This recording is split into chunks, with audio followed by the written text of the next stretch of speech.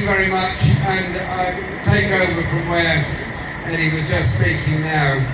We're in a summer of disputes on the railways, in telecom. The teachers are preparing to take action, civil servants preparing to take action, nursing grades and others in the NHS. What people are fed up with is poverty-paying wages across the country, fed up with having to access food banks even when they're at work just to survive.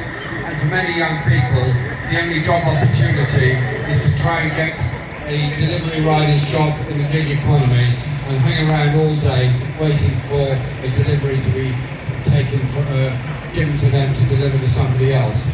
It's not that different to the way in which building workers and dock workers are treated in the past, just hanging around waiting for one day's work. Is that the kind of society we want to live in? Is that the kind of society that we want our children to grow up in? And we have, as a parallel show, a Tory party leadership contest, which is two people tearing lumps out of each other about who's going to be nastiest to the poorest people in this country. There is no solution offered by either Sunak or Truss for the future. And indeed, Liz Truss specifically has said she's going to outlaw strikes in, I believe, key industries or public sector, whatever she cares to define that as.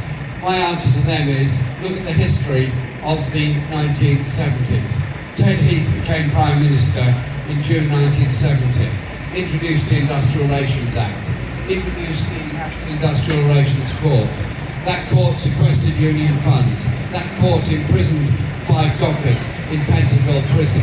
They were all released by trade union action all over the country. And less than 2 years later, that government was swept from office. Michael Foot became Employment Secretary. The National Industrial Relations Court became a footnote of history. History is about to repeat itself. We have to be strong enough to oppose what they're doing. We won't be able to defeat this legislation in Parliament.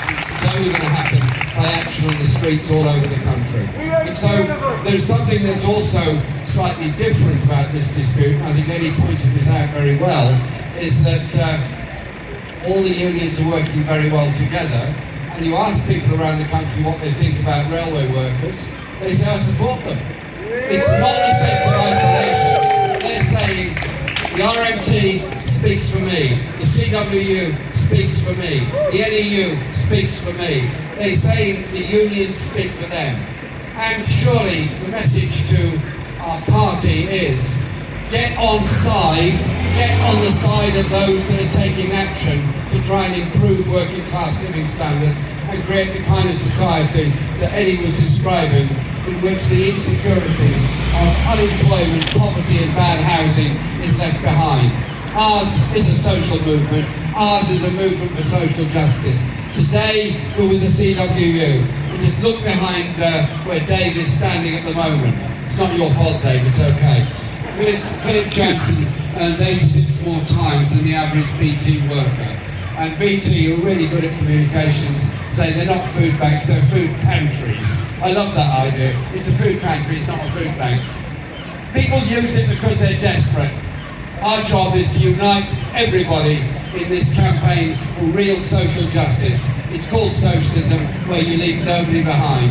That's what our movement is about. And I'm so proud that we are here today as part of our movement to bring about real social justice in this country. Thank you very much.